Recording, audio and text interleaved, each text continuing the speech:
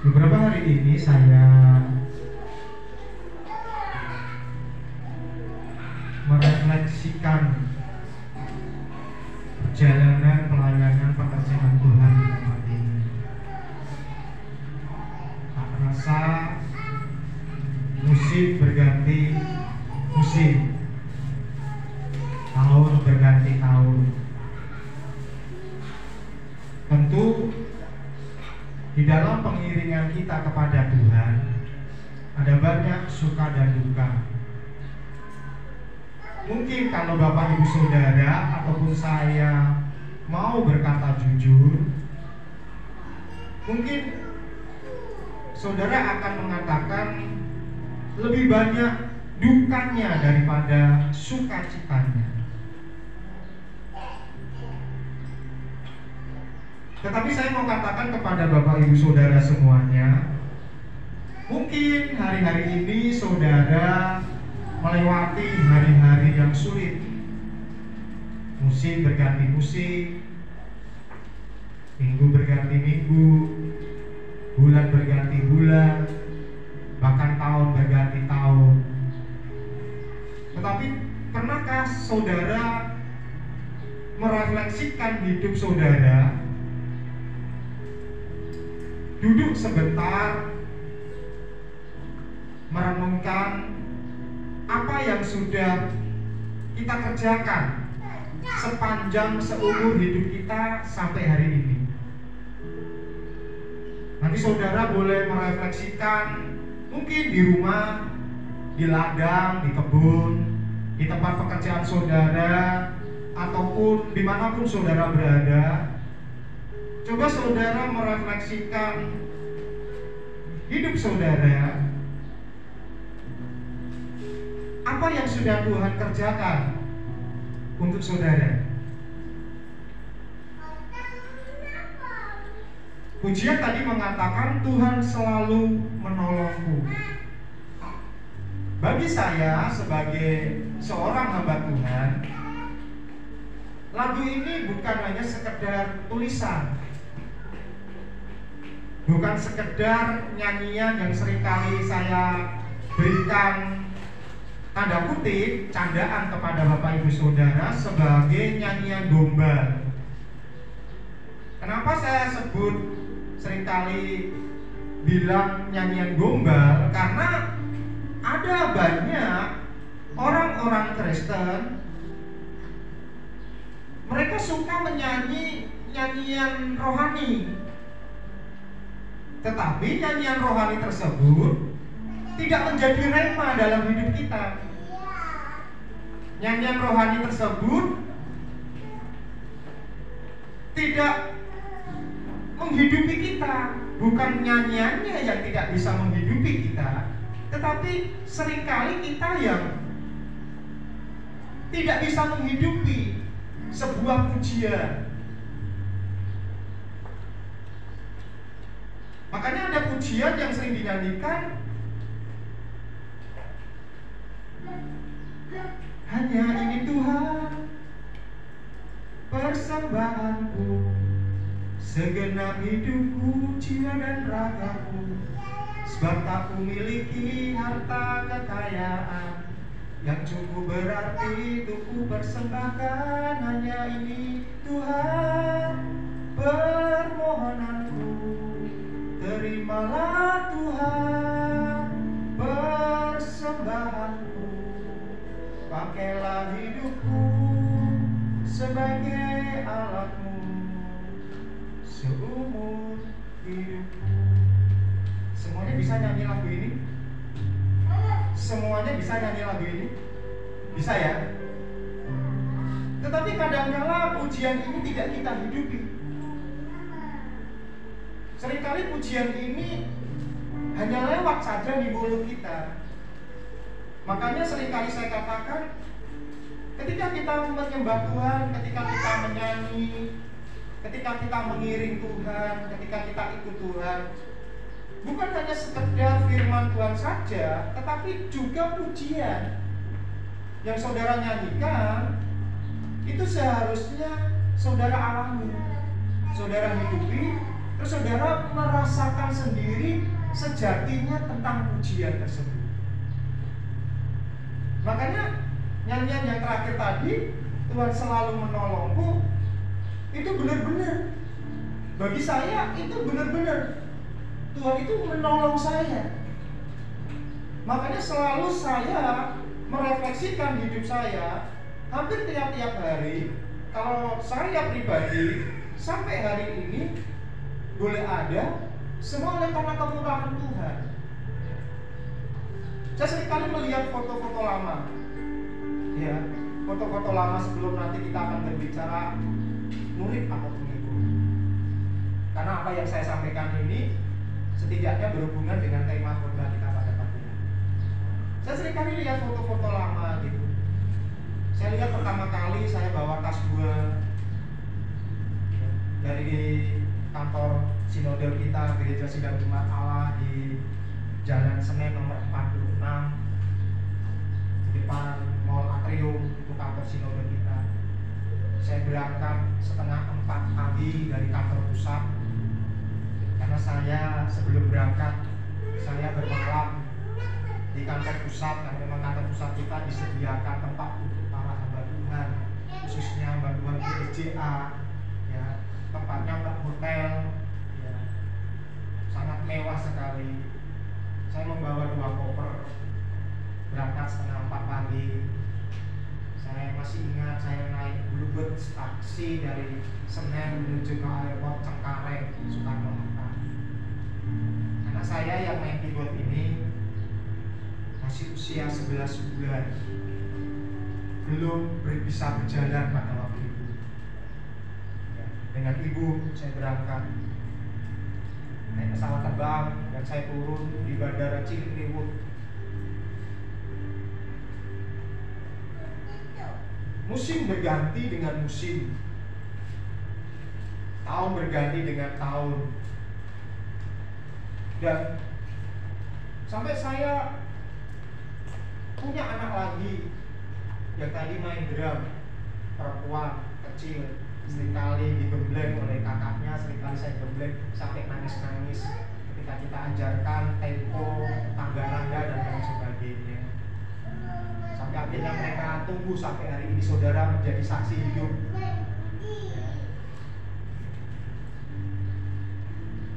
Kelas 11 anak saya belajar main drum, kelas 7. Dan puji bagi nama Tuhan, Tuhan itu baik. Sampai hari ini Tuhan mengaruniakan kepada saya 2 anak yang oke lah, buat saya itu oke lah. Mereka selalu mendapatkan peringkat di sekolahnya. Puji Tuhan. Ya, bukan berarti kalau nanti ada putra-putri Bapak Ibu Saudara yang tidak mendapat peringkat, berarti bukan berarti apa-apa. Tidak seperti itu Bapak Ibu Saudara. Semuanya perlu kita syukuri. Dan puji bagi nama Tuhan, kemarin anak kami selalu dipercayakan menjadi ketua kelas, baik abangnya maupun adiknya, di sekolah yang baru, di kelas yang baru. Mereka dipercayakan kembali. Satu kepercayaan yang saya katakan kepada anak-anak saya, ambillah, jangan pernah menolak pilihan, karena itu dipilih oleh teman-temannya dan guru-gurunya. Ambillah, belajarlah berorganisasi di sekolah dengan baik. Satu masa ketika engkau nanti di universitas, engkau akan juga belajar organisasi. Karena di sebuah university pasti ada sebuah organisasi kelembagaan kemahasiswaan. Pasti selalu ada. Belajarlah untuk menampilkan diri sebagai seorang anak Tuhan. Sehingga ketika orang melihat kamu, kalian itu, orang itu melihat Tuhan Yesus, bukan melihat tamunya. Tetapi ketika orang melihat kalian, kalau saya sebut kalian tuh anak-anak saya itu, orang itu ingat akan perbuatan Tuhan Yesus. Bisa menangkap apa yang saya sampaikan? Saya, walaupun klasmen kelebihan kekurangan ada. Kenapa saya berkata seperti ini Bapak Ibu Saudara? Supaya saudara mengerti, saudara memahami bahwa kalau sampai hari ini saudara ada sebuah kemurahan Tuhan. Amin. Saudara masih setia beribadah, walaupun mungkin ada saudara, teman, keluarga kita yang lainnya yang tidak setia beribadah, ataupun yang kurang setia menghargai anugerah Tuhan. Tetapi dengan bergantinya musim, bergantinya waktu, saudara tetap setia. Saya yakin saudara setia bukan karena saya. Saudara setia oleh karena ada Tuhan Yesus di dalam hidup saudara. Amin. Nah, itu harus dinikmati dengan sungguh-sungguh, sehingga saudara mengerti apa itu kekristenan. Kekristenan itu contoh. Kekristenan itu memancarkan Yesus. Kekristenan itu memancarkan pribadi Yesus. Walaupun minggu kemarin saya katakan, selama di dunia kita tidak akan bakalan sempurna, tetapi kita mau belajar sama seperti Tuhan Yesus. Amin. Kita tuh mau belajar sama seperti Tuhan Yesus. Nah, tapi hari ini saya berharap saudara bisa mengambil catatan atau smartphone saudara, HP saudara, ataupun mungkin kertas ataupun coret-coret saudara untuk mencatat beberapa hal yang perlu saudara catat, supaya nantinya saudara pulang, saudara bisa pelajari kembali. Benar gak sih yang disampaikan oleh Bapak Gembala setiap hari Minggu? Saya mau mengalaminya lah. Bukan hanya Bapak Gembala dan keluarganya saja yang mengalaminya, tetapi saya sebagai anggota keluarga daripada keluarga Bapak Gembala, sebagai keluarga besar GSC Ambassador, saya juga mau mengalami berkat firman Tuhan, menghidupinya. Saya katakan bahwa setiap kita, saya ataupun Bapak Ibu Saudara, setiap pribadi, semua orang bisa memulai atau bisa start, ya. Tetapi tidak semua orang bisa mencapai garis akhir. Sampai di sini mengerti apa yang saya sampaikan? Semua orang kita ini semuanya bisa memulai atau ada di garis start, terus kita mulai dengan langkah pertama ataupun larian pertama. Tetapi tidak semua orang itu bisa mencapai garis akhir. Di dalam perlombaan lari maraton misalnya, kita dapat menyaksikan bahwa yang sampai pada garis finish atau garis akhir pasti jauh lebih sedikit dibandingkan ketika dimulai awal start, betul? Jauh lebih sedikit daripada yang ada di start atau yang memulai di dalam perlombaan tersebut. Nah, semua orang tentu ketika mengawali hidup, mengawali kekristenan, mengalami kehidupan kerohanian, mengawali pekerjaan, mengawali apapun segi kehidupan yang ada di tempat ini, tentunya ketika kita semuanya mengawali itu semuanya tentu dengan semangat, dengan semangat dan pengharapan yang tinggi tentunya. Tetapi sedikit yang dapat bertahan sampai pada akhirnya. Padahal awalnya kita semuanya memiliki semangat dan pengharapan untuk memulai kehidupan, untuk memulai sebuah usaha, untuk memulai sebuah pelayanan dan lain sebagainya. Tapi sedikit yang dapat bertahan sampai garis akhir. Kenapa saya katakan sedikit yang bertahan sampai garis akhir? Tentu sebagian besar banyak yang gugur di dalam perjalanan. Kenapa mereka gugur? Ya tentu pastinya mereka menyerah. Karena apa yang dijalani tidak semudah yang dipikirkan. Demikian juga dalam hal membina rumah tangga, atau dalam membangun karir, atau dalam membangun usaha, atau juga dalam melayani Tuhan. Tidak cukup hanya dengan semangat saja, tidak cukup hanya dengan pengharapan saja, tetapi disertai dengan langkah yang pasti dan komitmen yang tinggi, mau dilatih, mau diajar, supaya semuanya bisa sampai ke garis akhir dan nama kita tercatat di dalam kitab kehidupannya Tuhan. Yang percaya katakan amin. Jadi kita mengerti bahwa sekarang bahwa semangat saja tidaklah cukup. Saudara mengiring Tuhan bermodalkan semangat saja tidak cukup. Saudara membuka usaha bermodalkan semangat saja juga belum cukup. Saudara berfellowship, ya, membangun hubungan satu dengan yang lain, tidak hanya cukup bersemangat saja, ya. Tetapi bagaimana caranya saudara mengawalinya dan saudara bisa sampai ke garis akhir? Dan kita harus belajar bagaimana caranya untuk tetap dapat terus maju pada saat kita merasa kita mau menyerah. Itu momen-momen yang krusial, yang sangat kritis, ketika kita hampir mau menyerah, terus kita mau bangkit, kita mau berdiri. Itu rasanya berat sekali. Berbeda ketika awal mula kita mulai start, kita memulai sebuah langkah pengharapan. Tetapi seringkali ketika kesulitan, itu yang membuat kita berhenti di tengah jalan. Kita tidak mau melanjutkan perjalanan, sehingga kita tidak akan pernah sampai bahkan melihat garis akhir. Karena apa? Karena mungkin kita kelelahan fisik dan kelelahan mental.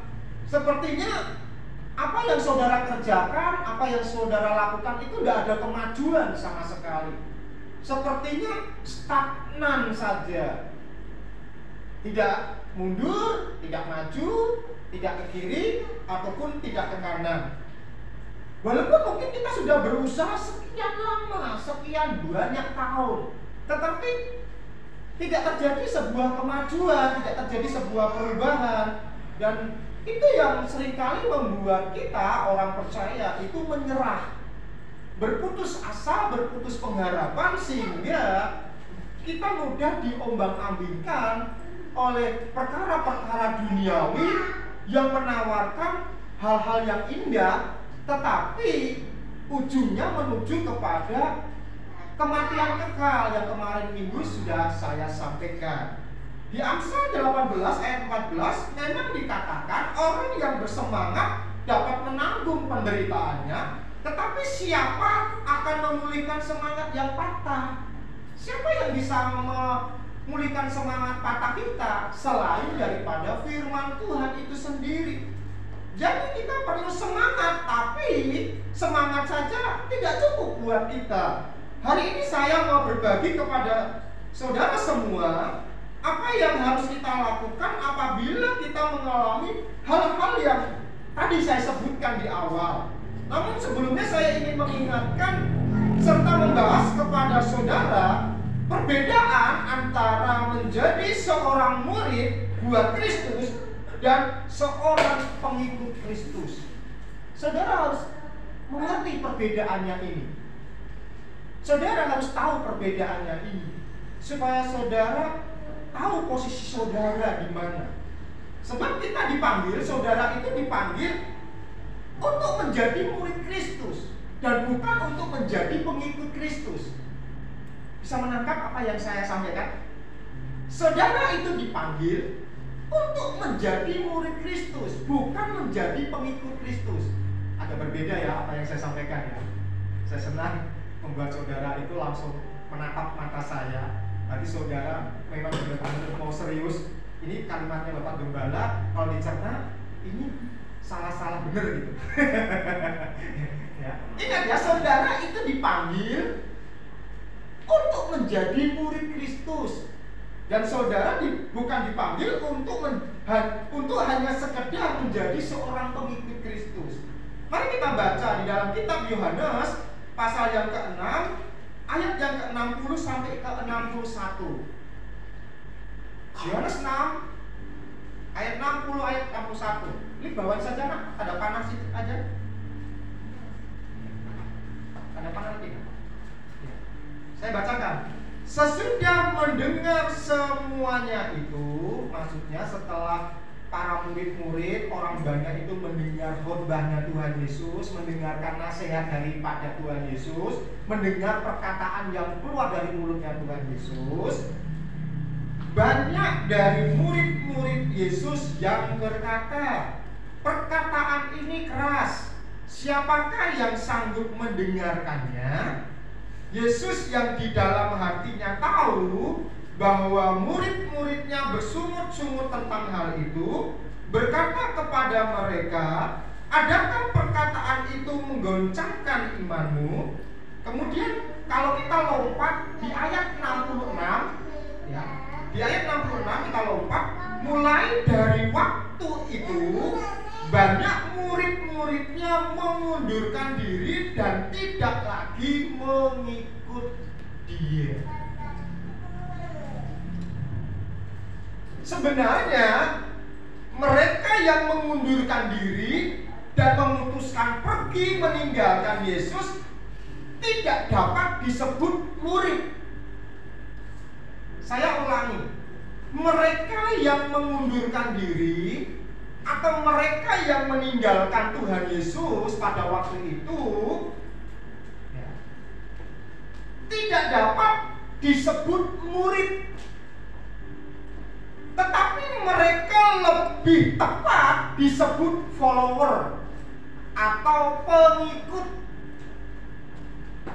Kalau kita selidiki latar belakang mereka ini, yaitu orang-orang yang pada waktu itu berkerumun, mengerumuni Tuhan Yesus, mengikuti Tuhan Yesus, kita akan menemukan bahwa kebanyakan mereka mengikut Yesus akibat daripada mujizat yang Yesus lakukan dengan memakai 5 ketul roti dan 2 ikan. Dan mereka ini bisa menikmati atau makan dengan gratis.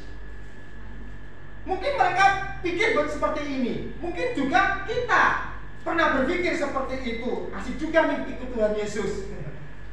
Diberkati, dapat berkat banyak, dan bisa melihat mujizat.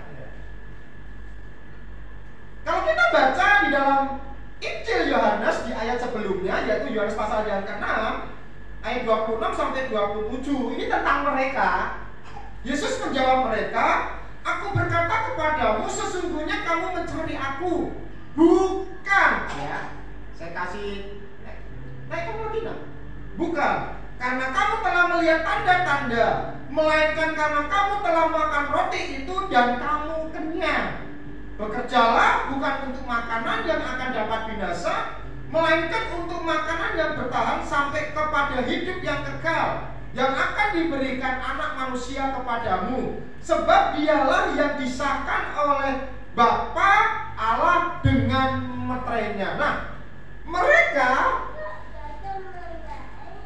murid-murid Tuhan Yesus dan orang banyak itu, mereka meninggalkan Yesus karena mereka tidak dapat menerima perkataan Yesus. Sekali lagi, mereka tidak dapat menerima perkataan Yesus. Mereka menganggap apa yang Yesus ajarkan terlalu keras buat mereka. Orang-orang ini mengikut Yesus dengan motivasi yang keliru. Mereka cuma mau cari enaknya saja. Mereka cuma mau cari yang gratis. Mereka mau dibuai saja dengan kata-kata yang manis dan lembut. Mereka tidak sanggup menerima sesuatu yang keras, Bapak Ibu Saudara. Pengikut itu, pengikut itu, ini perbedaannya. Pengikut itu cuma mau ikut kalau pas lagi enak. Itu pengikut. Kalau pas lagi enak ikut, kalau pas lagi untung ikut, ya. Tetapi begitu ketemu yang tidak enak atau yang sulit, diajar sesuatu firman Tuhan yang menegur, menasehati dan lain sebagainya, langsung mereka pergi. Sama seperti murid-murid dan orang banyak pada waktu itu. Atau begitu dikoreksi, langsung mereka, orang-orang banyak itu sakit hati, ya. Itu pengikut. Ciri pengikut itu seperti itu. Mau enaknya saja, tapi ketika tidak enak, dia meninggalkan kelompoknya. Dia meninggalkan orang yang sudah menolongnya. Ketika diajar yang lebih dalam lagi soal firman Tuhan, mereka rasa sakit hati bahwa pengajaran yang disampaikan oleh Tuhan Yesus itu sangat keras. Itu pengikut, Bapak Ibu Saudara. Ciri pengikut itu seperti itu. Pengikut, ciri selanjutnya, hanya sibuk memperhatikan dirinya sendiri. Jadi kalau hal-hal ini masih ada di dalam hidup saya dan saudara, berarti saudara masih pengikut, belum murid. Sampai di sini mengerti? Mengerti ya? Sedangkan murid itu mau menjadi seperti gurunya. Minggu kemarin saya sampaikan, walaupun mungkin kita di dunia ini belum bisa sempurna, tetapi setidaknya kita sedang menuju kepada kesempurnaan. Kita mau sama seperti guru kita, yaitu siapa? Tuhan Yesus. Kemarin minggu saya sampaikan, ya buat apa saudara datang beribadah hari Minggu? Kalau hanya mau jadi sama seperti artis si A, artis si B, ya nggak usah jadi orang Kristen. Saudara datang ke gereja karena tujuannya satu, mau sama seperti Tuhan Yesus. Itu murid. Ya, itu murid. Murid melakukan seperti apa yang guru lakukan. Ingat, murid itu selalu melakukan apa yang gurunya lakukan. Kalau gurunya tidak lakukan, murid tidak akan pernah berjalan sendiri dan melakukannya. Itu murid. Dan murid ingin selalu bersama dengan gurunya. Murid itu selalu ingin bersama dengan firman Tuhan. Jadi sangat disayangkan kalau orang Kristen itu tidak dekat dengan gurunya. Sayang bagi orang Kristen kalau hidupnya tidak dekat dengan Tuhannya. Padahal ciri seorang murid itu mau selalu dekat dengan gurunya. Sampai di sini mengerti apa yang saya sampaikan? Mengerti ya? Saya coba pelan-pelan ya, supaya saudara mengerti. Dan merupakan suatu kebanggaan buat murid kalau orang lain mengenali guru mereka dari apa yang mereka lakukan. Mengerti apa yang saya sampaikan? Maka tadi saya memberikan ilustrasi kepada anak saya. Jadilah berkat dimanapun engkau berada, sehingga ketika temanmu melihat, orang lain melihat kamu itu, mereka itu diingatkan kebaikan Tuhan ada di dalam hidupmu. Bukan melihat kamunya, bukan melihat fisikmu, bukan melihat penampilanmu, bukan. Tetapi ketika orang lain melihat engkau, melihat Bapak Ibu Saudara, orang lain itu melihat Tuhan Yesus ada di dalam hidupmu. Tidak ada kata amin. Sampai di sini mengerti ya? Itu murid Bapak Ibu Saudara. Seperti yang terjadi di dalam Kisah Para Rasul. Kita buka dulu Kisah Para Rasul pasal yang ke-11 ayat 26, dikatakan mereka tinggal bersama-sama dengan jemaat itu 1 tahun lamanya. Ini para rasul-rasul, para hamba Tuhan ya. Sambil mengajar banyak orang. Di Antiokialah murid-murid itu untuk pertama kalinya disebut Kristen. Perhatikan ayat ini. Jadi bukan murid-murid yang menamai dirinya sendiri, ya, melabelkan dirinya sendiri Kristen, tetapi orang lain yang menamai mereka itu orang Kristen. Karena apa?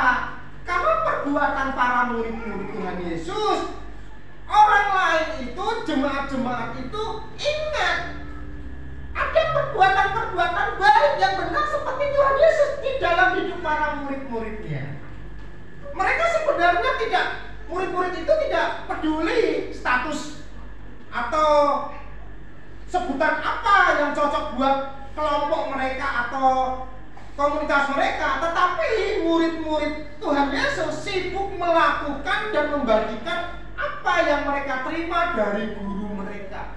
Ini yang membuat orang banyak melihat kehidupan Yesus ada di dalam diri seseorang. Nah, kalau kita teruskan dalam Yohanes pasal yang ke-6 ayat yang ke-67 sampai 69 dikatakan, maka kata Yesus kepada ke-12 muridnya, apakah kamu tidak mau pergi juga? Ini Tuhan Yesus malah menantang lagi kepada ke-12 muridnya. Itu yang lainnya itu sudah keluar itu. Kenapa kamu tidak ikut keluar? Itu Tuhan Yesus. Kenapa kamu tidak ikut pergi saja bersama dengan mereka meninggalkan saya? Jawab Simon Petrus kepadanya, Tuhan, kepada siapakah kami akan pergi? Perkataanmu adalah perkataan hidup yang kekal, dan kami telah percaya dan tahu bahwa engkau adalah yang kudus dari Allah.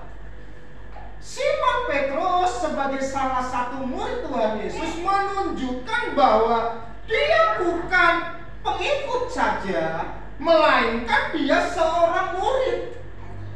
Petrus mempunyai motivasi dan cara berpikir yang berbeda dengan kebanyakan orang. Meskipun perkataan Tuhan Yesus itu sangat keras, meskipun pengajaran Tuhan Yesus itu sangat keras, menemplak, ya, Petrus tahu bahwa perkataan yang disampaikan oleh Tuhan Yesus itu membawa kehidupan buat dia. Itu yang disebut murid. Dia tahu betul bahwa gurunya ketika mengajar itu untuk kebaikan dia, untuk masa depan dia, untuk kehidupan kekal dia. Sewaktu nanti dia bisa berjumpa kembali dengan Tuhan pada waktu itu, ya. Ada istilah follower di Instagram. Saudara punya Instagram? Punya Instagram? Pasti saudara punya pengikut dong. Walaupun 1-2, yang penting ada pengikutnya. Saya punya Instagram tapi saya tidak pernah buka sudah sekian tahun. Saya cek pengikut saya kalau tidak salah 35 orang. Ketika saya buka saya tidak kenal orangnya semua pengikut saya. Namanya juga pengikut, follower gitu kan. Ya ada istilah follower di Instagram. Karena memang kebanyakan mereka yang disebut follower atau pengikut itu tidak kenal dengan orang yang mereka ikuti secara pribadi. Anak saya itu selalu mengikuti Blackpink, tapi dia tidak tahu kehidupan sehari-hari Blackpink. Tidak tahu Blackpink hari Minggu ini di jam sekian ngapain, dia juga tidak tahu. Tapi dia ikutin saja. Itu namanya follower. Follower, pengikut itu dia tidak kenal dengan apa yang dia ikuti, dengan seseorang yang dia ikuti. Nah, sekali lagi saya mau katakan, kita tidak dipanggil untuk menjadi pengikut Kristus, tetapi kita dipanggil untuk menjadi murid Kristus. Dan setuju katakan amin. Saudara dipanggil bukan sekedar menjadi pengikut.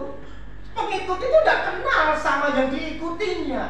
Makanya saya seringkali heran, banyak orang Kristen mengaku dirinya Kristen, tapi mereka tidak mengenal secara pribadi Tuhan yang diikutinya itu pribadi yang seperti apa. Nah, itu namanya pengikut, follower. Ya kan, di Facebook, di YouTube, di Instagram, di Twitter, itu pengikut, follower. Tapi pengikut itu tidak kenal sama orang yang diikutinya itu. Memang untuk menjadi murid Yesus, kita terlebih dahulu menjadi pengikut. Sebelum kita menjadi murid, memang awalnya kita pengikut dulu, Bapak Ibu Saudara, menjadi follower terlebih dahulu. Tetapi jangan berhenti puas hanya menjadi follower, menjadi pengikut saja. Tetapi kita yang mau tumbuh dewasa, mau diajar dengan pengajaran firman Tuhan yang lebih dalam lagi, ambil kesempatan, ambil langkah selanjutnya supaya kita naik tingkat dari pengikut, naik tingkat menjadi murid. Sampai di sini mengerti apa yang saya sampaikan? Follower selanjutnya, nak. Follower itu makanannya susu, Bapak Ibu Saudara. Makanannya susu. Karena apa? Belum dewasa. Murid, sedangkan murid sudah sanggup untuk menerima makanan keras. Jadi kalau saudara hanya pengen dibuai saja, sebetulnya ada kelas-kelas. Kalau saya mau membagi kelas-kelas berjumlah loh, ada tingkatan loh. Ini kelas masih kelompok, kita harus mengajarkan tentang hal-hal yang enak-enak saja. Di sini nih jam ibadahnya di jam sekian. Nanti kita tantang bagi yang mau kepingin lebih dalam lagi di jam sekian. Ini pelajaran ini dengan yang ini berbeda lagi.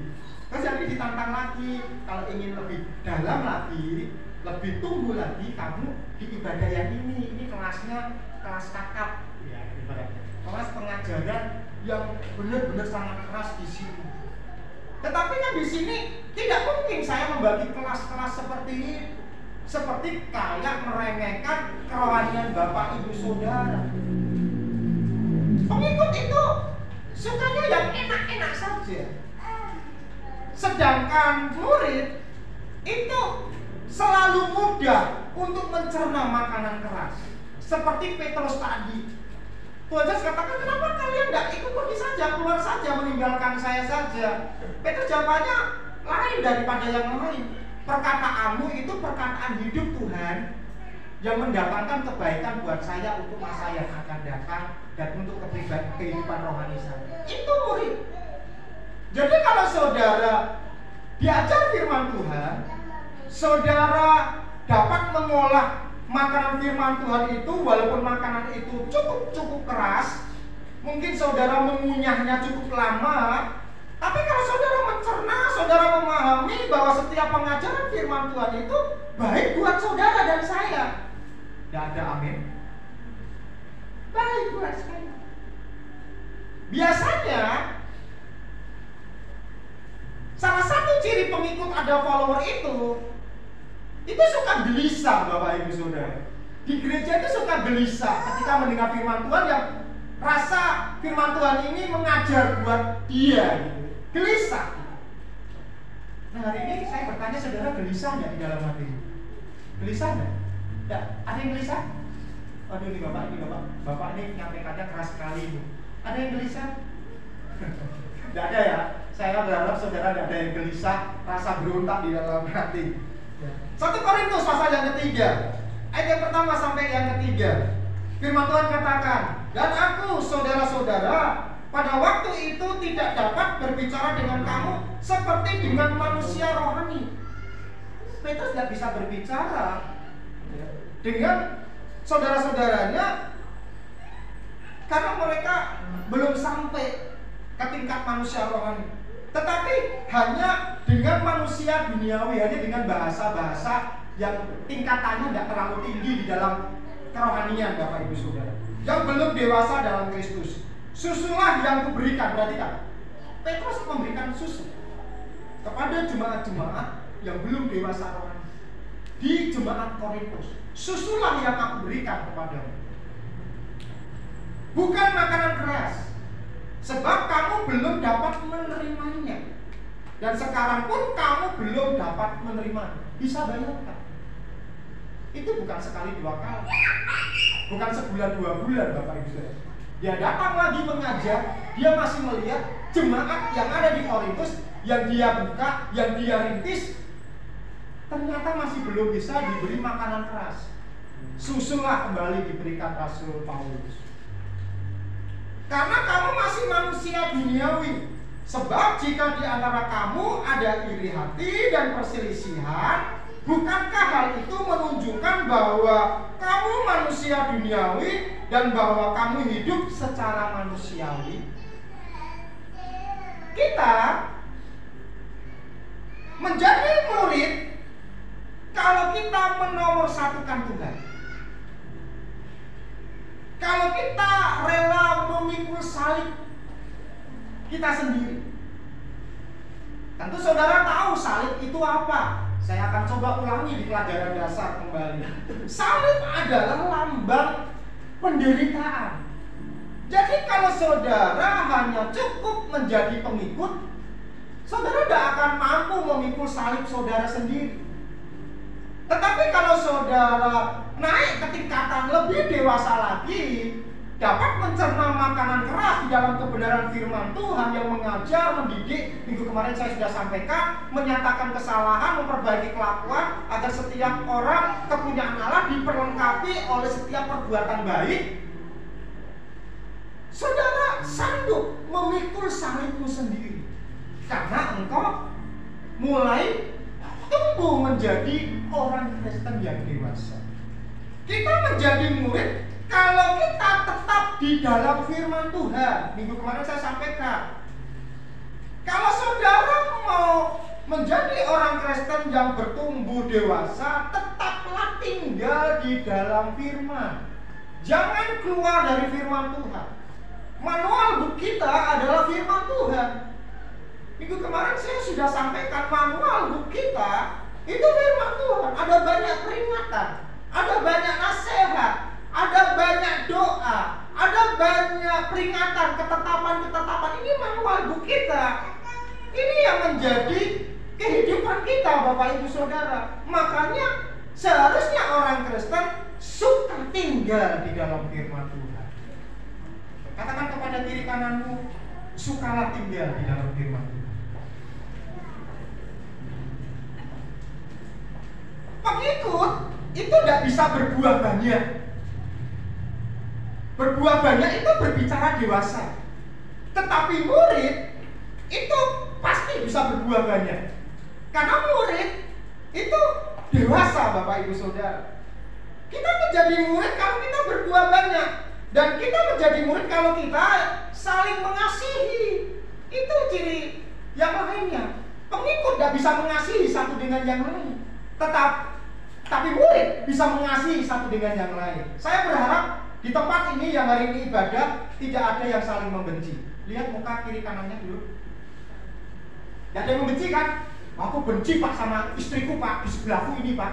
Loh, Aku benci sama suamiku Pak yang ada di sebelahku. Loh, aku pengen pulang Pak, dipulangkan ke orang tuaku. Loh, sudah anak 5, pulangkan ke orang tua. Aku benci Pak sama teman tanggung yang sebelah Pak. Aku benci gak? Ada kan di sini yang saling membenci kan? Semuanya saling mengasihi kan? Amin. Saya mau katakan, bila saudara seiman hidup rukun bersama, disitulah berkat Tuhan akan Tuhan curahkan. Amin. Akan Tuhan curahkan loh Bapak Ibu Saudara. Murid itu tidak berjalan sendiri-sendiri. Murid itu selalu mengikuti arahan gurunya. Dia tidak bisa sembarangan melangkah sendiri. Karena itu bayangkan betapa ruginya orang-orang yang sudah punya kesempatan untuk ikut Yesus, tetapi kemudian pergi meninggalkan Tuhan Yesus. Sangat disayangkan. Orang yang sudah punya kesempatan mengikut Yesus, menerima Yesus, dan akhirnya kemudian pergi meninggalkan Tuhan Yesus.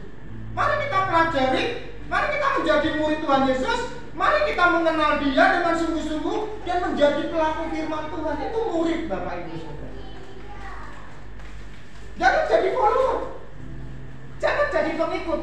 Itu sebabnya kita harus mengerti bagaimana caranya memelihara iman kita di tengah kesulitan sekalipun. Kemarin saya sampaikan 2 minggu yang lalu kalau tidak salah, bahwa iman itu jalan masuk untuk mendapatkan kasih karunia. Kalau saudara catat, saudara lihat di YouTube-nya, iman itu jalan masuk untuk kita mendapatkan kasih karunia. Itu iman. Pengikut menyerah pada saat berhadapan dengan kesulitan. Pengikut itu beraninya rame-rame. Seperti beberapa waktu yang lalu, kalau pas rame-rame imannya tumbuh. Seperti ini kan hari Minggu, ada temannya yang bertepuk tangan. Tadinya kita dapat bertepuk tangan, ikut-ikutan bertepuk tangan, imannya semangat. Tetapi ketika pulang, meninggalkan ke rumah masing-masing, mereka patah semangat lagi. Iman tidak boleh seperti itu. Nah, itu ciri pengikut itu seperti itu, imannya seperti itu. Sedangkan murid akan terus berusaha karena murid tahu bahwa firman Tuhan atau gurunya tidak akan pernah tinggal diam. Kalau saudara menghadapi kesulitan, Tuhan itu tidak akan pernah tinggal diam. Amin. Ketika saudara mengalami kesulitan ekonomi, Tuhan itu tidak akan pernah tinggal diam. Kalaupun saudara mengalami kesulitan ekonomi, Tuhan selalu pelihara hidup saudara dengan makanan minuman secukupnya untuk tiap-tiap hari. Betul? Betul kan? Itu loh hebatnya Tuhan.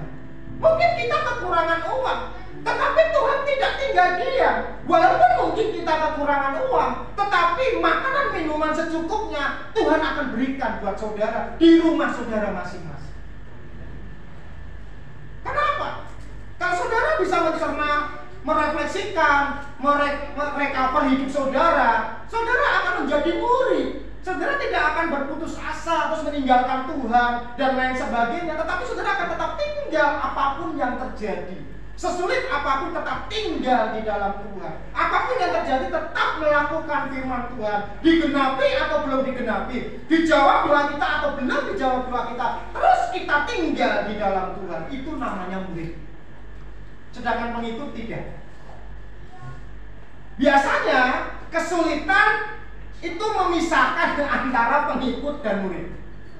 Kesulitan itu akan memisahkan dengan sendirinya siapa pengikut, siapa murid. Itu kesulitan Bapak Ibu Saudara. Dalam kehidupan seringkali kesukaran itu mengajarkan lebih banyak daripada kenyamanan. Kegagalan mengajarkan lebih banyak daripada keberhasilan. Saya sebetulnya masih banyak. Ini saya tidak akan selesaikan. Saya akan memberikan cerita. Ini cerita true story. Beberapa hari yang lalu saya menonton film dokumenter di Netflix. Netflix ini salah satu aplikasi yang dimana saudara bisa nonton film, baik dalam negeri maupun luar negeri. Berbagai jenis film, baik film dokumenter, film sejarah, ataupun film-film penemuan-penemuan terantik ataupun menjadi penentu sejarah sampai hari ini. Saya nonton dari seorang legenda hidup dunia basket. Siapa yang tidak kenal Michael Jordan? Saya nonton film dokumenter. Dulu zaman saya masih muda, ketika dia masih main Michael Jordan, saya ngefans banget dengan klubnya Chicago Bulls kalau nggak salah. Betul ya Pak Andi? Chicago Bulls. Wah kalau NBA pasti Chicago Bulls. Karena apa? Ada Michael Jordan. Mungkin saudara juga tahu, ya kan? Judulnya filmnya itu The Last Dance.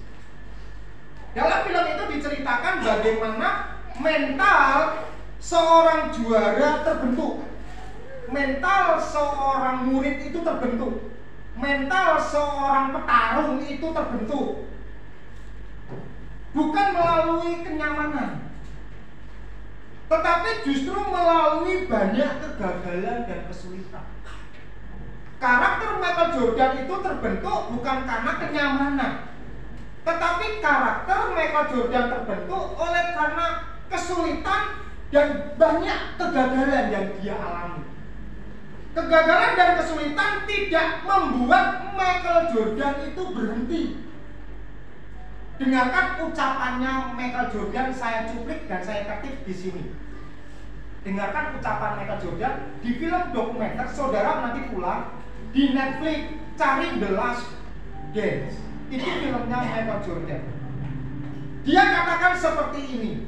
Selama karir, maksudnya selama perjalanan karir Michael Jordan, dari mulai pemula sampai akhirnya menjadi pemain top dunia, lebih dari 9.000 lemparan bola tidak masuk ke jaring. 9.000 tidak masuk. Tidak masuk. Ketika dia lari dan gini kan juga tidak masuk. Dia mau slam dunk juga tidak masuk. Selama sebanyak 9.000 lemparan bola tidak masuk jaring. Terus kalimat Michael Jordan yang selanjutnya, saya kalah hampir 300 kali. Dia kalah hampir 300 kali. Berarti setiap momen pertandingan, setiap momen kejuaraan, dia tidak selalu menang. Kurang lebih 300 kali dia kalah. Itu kekalahan sedikit atau kekalahan banyak, Bapak Ibu Saudara? Itu kegagalan sedikit atau kegagalan banyak? Banyak sekali. Dan 26 kali saya dipercaya untuk melakukan tembakan yang bisa menentukan kemenangan tim saya. 26 kali dia dipercayakan oleh pelatihnya untuk menembakkan biasanya bola 3 angka itu untuk menentukan kemenangan timnya. Ya mungkin detik-detik kalau dia bisa masuk timnya menang, kalau enggak ya timnya akan kalah. Tetapi sekali lagi Jordan katakan saya gagal memasukkan bola. Gurunya memberikan kepercayaan, dia gagal 26 kali. Di injury time, detik-detik yang sangat genting buat klubnya, buat tim kesayangannya. Saya gagal berkali-kali, kata Michael Jordan. Itu sebabnya dia katakan di kalimatnya terakhir, saya berhasil. Mungkin kalimat ini saudara bingung, keberhasilannya di mana? Keberhasilannya di mana? Keberhasilannya dia bisa melewati 9.000 kegagalan melempar bola yang tidak masuk ke jaring. Dia bisa melewati masa-masa yang sulit. Dia tidak meninggalkan klubnya, dia tidak meninggalkan pelatihnya. Walaupun ketika tim yang dibelanya 300 kali kalah. Dan ketika dia dipercayakan pelatihnya oleh pemimpinnya, ini kamu lempar di 26 pertandingan. Ketika 26 penentu itu dikasih kepercayaan sama pemimpinnya, gagal juga. Kenapa dia bisa berkata berhasil? Dia bisa melewati itu semuanya bersama dengan timnya dan dengan pelatihnya. Dan sampai dia menggantungkan sepatu basketnya, dia tidak pernah meninggalkan klubnya sampai hari ini. Betul ya Pak Randy? Dia masih Chicago Bulls walaupun tidak ada di timnya. Itu murid. Murid tidak akan pernah meninggalkan rumahnya. Katakan amin. Murid tidak akan pernah meninggalkan pelatihnya. Katakan amin. Murid tidak akan pernah meninggalkan teman sekerjanya. Murid tidak akan pernah meninggalkan kelompok ya komunitasnya. Murid tidak melakukan seperti itu. Walaupun dia gagal, walaupun dia mengalami banyak ketidaksuksesan, dia bertahan bersama dengan teman-temannya, sehingga akhirnya dia menjadi pebasket nomor 1 di dunia dan terkenal, namanya legenda hidup, sampai hari ini masih hidup. Nah, dalam kitab Amsal 24 ayat 16 dikatakan, sebab 7 kali orang benar jatuh, namun ia bangun kembali. Saudara mungkin menjadi orang percaya, jatuh bangun, tidak apa-apa. Tetapi saudara harus bangkit kembali, berdiri kembali. Kegagalan boleh menimpa saudara, kegagalan boleh menghampiri saudara, tetapi saudara ingat, ada firman Tuhan yang akan selalu ada bersama dengan saudara, yang akan menguatkan saudara dan akan membuat saudara berdiri tegak dan berjalan kembali. Tetapi di ayat selanjutnya mengatakan, tetapi orang fasik akan roboh dalam bencana. Pengikut akan roboh dengan sendirinya. Pengikut yang tidak tumbuh dewasa akan tergerus sendirinya. Dan murid itu akan berdiri tegak bersama dengan Tuhan. Jadi orang benar bukan orang yang tidak pernah jatuh. Orang benar bukan orang yang tidak pernah melakukan kesalahan, tetapi orang yang selalu menemukan cara untuk bangkit kembali setelah mengalami kejatuhan. Tidak ada amin. Tidak ada amin. Mengerti kan apa yang saya sampaikan kan? Tidak terlalu keras kan?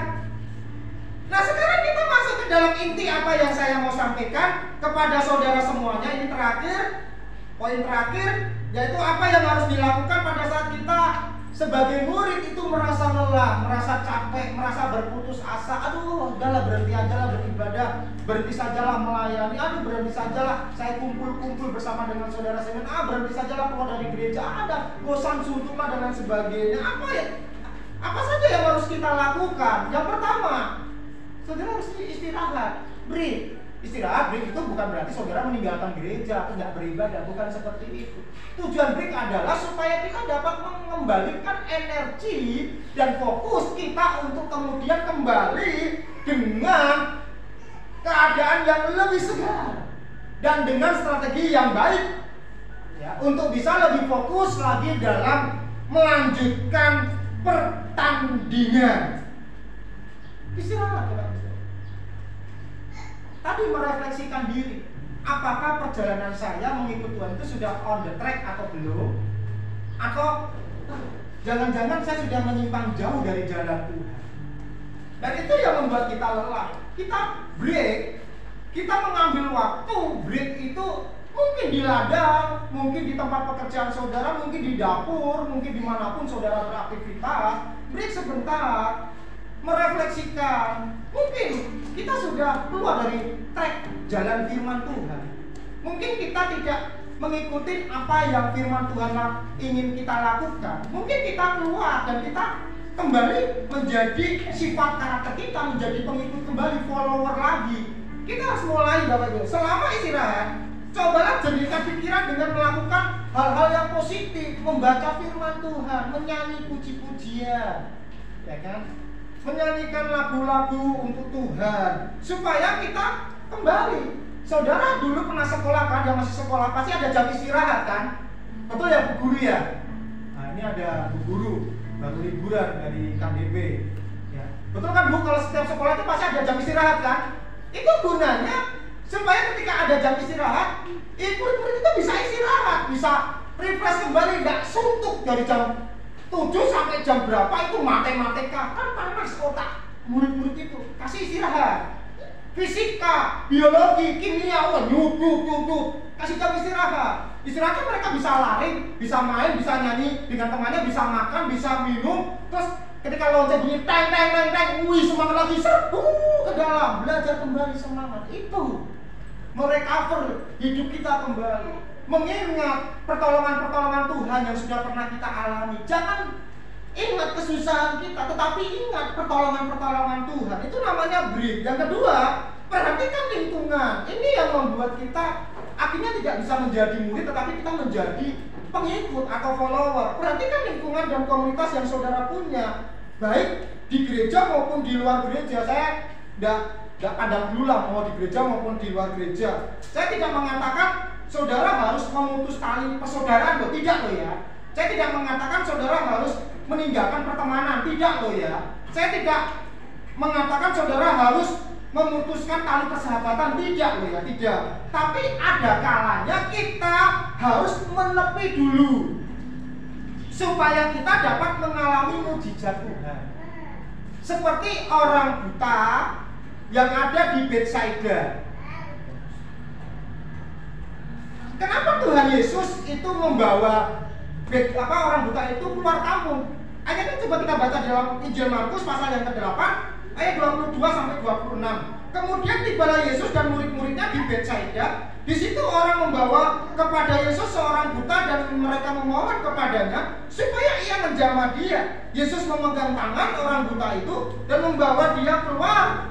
Dia keluar kampung. Lalu ia meludahi mata orang itu dan meletakkan tangannya atasnya dan bertanya, "Sudahkah kau lihat sesuatu?" Orang itu memandang ke depan lalu berkata, "Aku melihat orang, sebab melihat mereka berjalan-jalan tetapi tampaknya seperti pohon-pohon." Yesus meletakkan lagi tangannya pada mata orang itu, maka orang itu sungguh-sungguh melihat dan telah sembuh, sehingga ia dapat melihat segala sesuatu dengan jelas. Sesudah itu Yesus menyuruh dia pulang ke rumahnya dan berkata, "Jangan masuk ke kampung." Pertanyaannya begini, mengapa sih Yesus harus membawa orang buta ini sampai keluar kampung? Kalau Yesus repot-repot amat, kenapa tidak langsung disembuhkan di tempat itu saja? Pernahkah saudara berpikir seperti itu ketika membaca ayat ini? Rupanya apa Bapak Ibu Saudara? Di Betsaida banyak orang-orang yang tidak percaya maupun percaya. Meskipun mereka melihat banyak mujizat yang Yesus lakukan, tetapi di sana lebih banyak orang yang tidak percaya kepada Tuhan Yesus. Orang-orang di Betsaida itu tidak percaya dan orang-orang tersebut mudah untuk dipengaruhi imannya, mudah diprovokasi. Daripada nanti orang buta ini runtuh imannya karena dipengaruhi orang-orang yang ada di komunitasnya, dipengaruhi, ditekan, diintimidasi, ya kan? Sehingga orang buta ini tidak percaya akan kuasa dan mujizat Tuhan Yesus. Makanya Tuhan Yesus ajak orang buta itu keluar dari kampung, jauh dari orang-orang, jauh dari orang-orang yang dalam tanda kutip statusnya itu follower atau pengikut, bukan murid. Makanya disembuhkan, dan setelah sembuh disuruh apa? Jangan balik ke kampung. Itu berarti Bapak Ibu Saudara, perhatikan cara bergaul kita. Bukan berarti saudara memutus tali persahabatan, tidak. Walaupun itu sama-sama orang Kristen. Kalau sekiranya orang Kristen itu hidupnya kurang sip lah ibaratnya, ya kita jaga jarak, jangan terlalu dekat, jangan terlalu jauh. Supaya apa? Supaya kita tidak dipengaruhi iman kita, sehingga iman kita rontok, iman kita gugur ketika mengikuti orang-orang Kristen atau orang-orang di luar Kristen yang belum percaya, yang dimana mereka statusnya belum dewasa di dalam Tuhan. Pasti iman siapapun juga, kalau ada di kelompok, ada di komunitas, ada di lingkungan yang seperti itu, sekuat-kuatnya iman saudara rontok. Menepi dulu, jaga jarak dulu, ya kan? Walaupun mungkin orang itu nyebelin lah, jaga jarak dulu. Terus kita satu masa kita dekatin lagi, kita ajak ngobrol lagi, sebatas ngobrol, tidak terlalu dalam. Supaya apa? Supaya kita menunjukkan kebaikan Tuhan Yesus di dalam hidup kita. Yang ketiga, supaya kita tetap menjadi murid, kita perlu memelihara iman.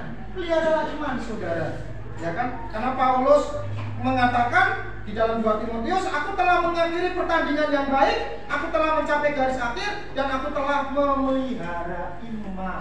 Tanpa iman saudara tidak akan pernah melihat kasih karunia Tuhan. Tanpa iman saudara tidak akan pernah merasakan kebaikan-kebaikan Tuhan. Tanpa iman saudara tidak akan pernah melihat mujizat-mujizat yang Tuhan berikan. Untuk itu saudara hari ini harus bisa membedakan saudara pengikut atau saudara murid. Saya berharap saudara bukan sekedar pengikut, tetapi saudara adalah seorang murid Kristus. Yang setuju katakan. Bisa mengerti apa yang saya sampaikan? Ya, bisa mengerti ya. Saya tidak panjang lebarkan Bapak Ibu Saudara. Mari pemain musik. Saya akan ulangi intisari daripada apa yang saya sampaikan. Pertama, kita dipanggil untuk menjadi murid, bukan hanya menjadi pengikut saja. Untuk itu kita harus bertumbuh dewasa dan dapat menerima makanan keras. Saudara harus sudah mulai siap menerima makanan keras. Saudara sudah harus mulai siap mencerna firman Tuhan yang mungkin agak sedikit keras, mengajar. Itu tandanya saudara ingin lebih dalam lagi mengenal Tuhan. Orang yang lebih dalam mengenal Tuhan itu akan diajar pengajaran yang lebih dalam lagi, berbeda dengan orang yang pertama kali percaya kepada Tuhan Yesus, berbeda.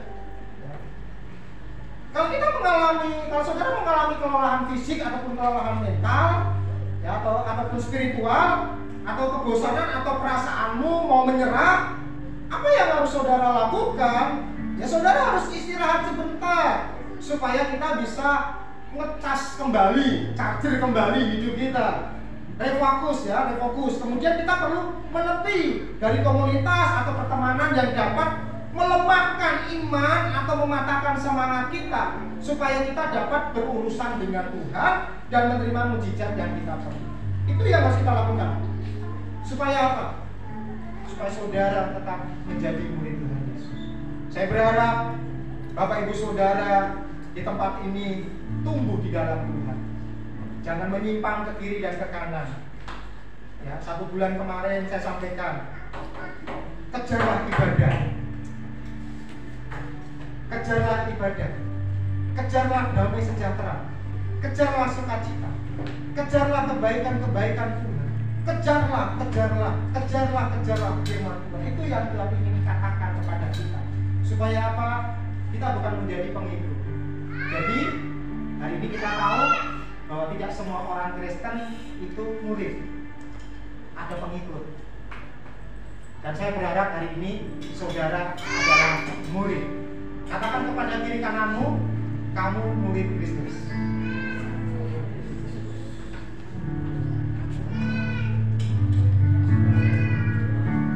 Tuhan selalu menolongku, selalu menjagaku, selain diraguku akan terjatuh tanpa seizinku.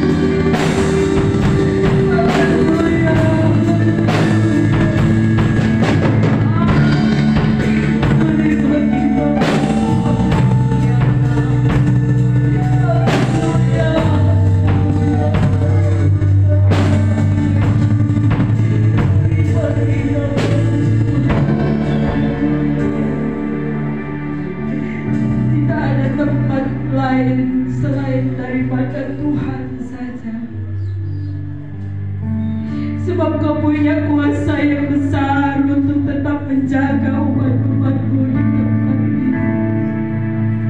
Engkau pun melindungi kemanapun umat-umat-Mu pergi dan melangkah. Hamba datang kepada Tuhan bahwa seluruh keluargaku dalam rumah-Mu. Engkau yang melihat dan melihat setiap keberadaan kami hari ini. Setiap kami yang memerlukan dan membutuhkan pertolongan sudah ditolong oleh Tuhan. Kami yang sakit sudah disembuhkan oleh Tuhan. Kami yang lemah sudah dikuatkan oleh Tuhan. Maka kami akan pulang dari tempat ini dengan sukacita-Mu, dengan damai sejahtera-Mu. Kami akan lewati hari-hari kami bersama-sama dengan Tuhan. Terima kasih kepada Engkau. Berkati seluruh umat-Mu, mulai dari kepala keluarga sampai seluruh anggota-anggota keluarga. Ditolong dan diberkati oleh Tuhan.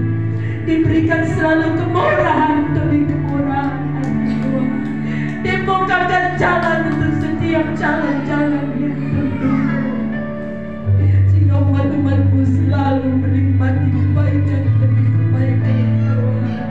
Oh, puji bagi nama Tuhan. Dan biarlah kami boleh tetap setia menjadi murid-murid kesayangan Tuhan. Bukan sekedar pengikut, tetapi menjadi murid yang mengasihi guru besar kami. Terima kasih kepada Tuhan. Roh Kudus memberikan penerangan yang lebih jelas bagi kebenaran firman-Mu dalam hati kami masing-masing. Dan jadikan kami pelaku-pelaku firman Tuhan. Diberkatilah kami hari ini.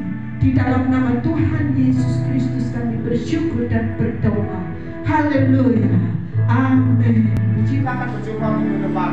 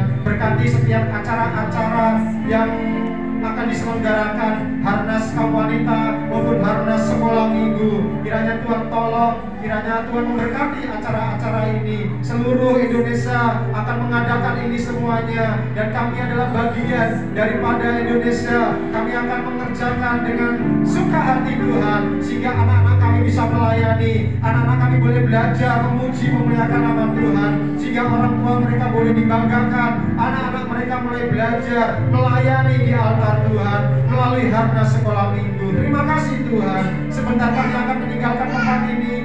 Kiranya Tuhan tolong sertai dan lindungi kami, jauhkan dari mara bahaya dan kecelakaan, sampai di rumah dengan selamat, dan kami bisa menikmati sisa hari ini bersama dengan berkat-berkat Tuhan. Bapa kami di dalam kerajaan surga, dikuduskanlah nama-Mu, datanglah kerajaan-Mu, jadilah kehendak-Mu di bumi seperti di surga. Berikanlah hari ini makanan kami yang secukupnya, dan ampunilah akan kesalahan kami, seperti kami juga mengampuni orang yang bersalah kepada kami. Dan janganlah membawa kami ke dalam pencobaan, tetapi lepaskanlah kami daripada yang jahat. Karena Engkau-lah yang mempunyai kerajaan dan kuasa dan kemuliaan sampai selama-lamanya. Sekarang saudara-saudaraku, arahkan hatimu, dan angkatlah kedua belah tanganmu. Pulanglah engkau, pulang dengan bawa berkat daripada Bapa di surga, kasih sayang daripada Yesus Kristus, penyertaan penghiburan daripada Roh-Mu yang kudus, tinggal menyertai kita semuanya, mulai hari ini sampai Maranatha, Tuhan Yesus Kristus datang pada kali yang kedua, menjemput kita semuanya.